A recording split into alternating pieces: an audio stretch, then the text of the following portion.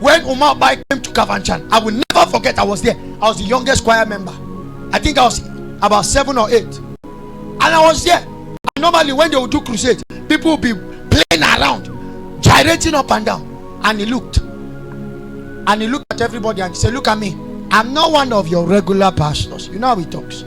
"I'm not one of your regular pastors. The last place I went to, some boys were smoking where I was holding a crusade, and I commanded a car to come and hit them where they were. And they heard me and said, 'Uma, you're a stupid man.' And he said, 'If you reach home today, my name is not Uma.'" Guess what happens? After they finished their whatever, the crusade was still holding. One wanted to cross the road. Somebody just lost brake.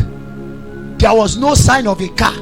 The car came, crushed 3 of them, and they died. The remaining ones came back to the crusade and gave their lives to Jesus. Go and try and talk against Papa Uma. I've not seen anybody online that tried. You don't live to tell the story. I saw him live. If you were there, what are you telling me? A brother was in the crusade and said they did not give him chance to sing, so he's leaving. On his way going, Papa Uma did not know what was happening. He stood. There is one of you in the choir, because they did not give you mic to sing. You say you are going. If you reach home, then know that my name is not Uma. My dear, we did not reach 5 minutes. We saw a car, we heard speed on back. He came and back and started lifting up his hand. That, and he placed a curse on that guy. Till today, there is the wrath of God in power. Nowadays, if you say you are placing the wrath of God, you are saying, "No, don't do it. Don't do it." He went to preach in a state, and the commissioner for police said, "I will be your driver." And then his fellow commissioner came to visit the city, and he said, "Come, how can you, a commissioner, be in charge driving a common man of God?" Papa Uma heard common man of God, wind his glass down, looked at a man with his car, wind up the tires, 4 of them left. Real story. Wind down again, looked up to the clouds, wind down, wind up. Rain started falling there. Wind up and smiled and told the driver, "Let's go." Some of you heard the part where some group of pastors planned that he was disturbing them enough that they were going to kidnap him. So they did as they invited him for a program in Aba. And when he came for that program, guess what happened? They took him by the side. He arrived the venue and discovered it was an empty hall. Some men came out of the shadows. And what did they say to him? They said, "Papa Uma," they say, "Uma, you are stupid. You have told us that you are the most powerful man here. We will see who will save you." They bring out a gun that they were going to shoot him. They brought out gun, they brought out machete, and they brought out acid. You heard the story.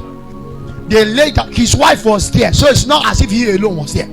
Laid it down. They said, "Choose how you will die: gun, machete, or acid." He now said, "Yes." He said, "If you shoot me with gun, the bullet will bounce on me and kill you. If you use cutlass on me, as you are hitting me, is one of your head you are cutting. So in order to pity you, the only thing I will do is that I will take the acid." So he said, "In the name of Jesus, acid, you become tea. As I drink you, you serve only as tea." He took it and drank and asked them, "Do you have more?" There is a place in the east that armed robbery used to be more. Why did it stop? Papa Uma went and bought land around here.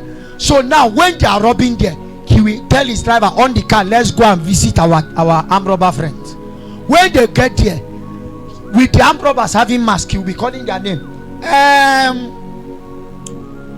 "Emeka, how are you doing? How is your mother?" So of all the things you will do is to come up with mask. This is what you come to do. "Oh yeah, give me the gun." They've tried to shoot him many times.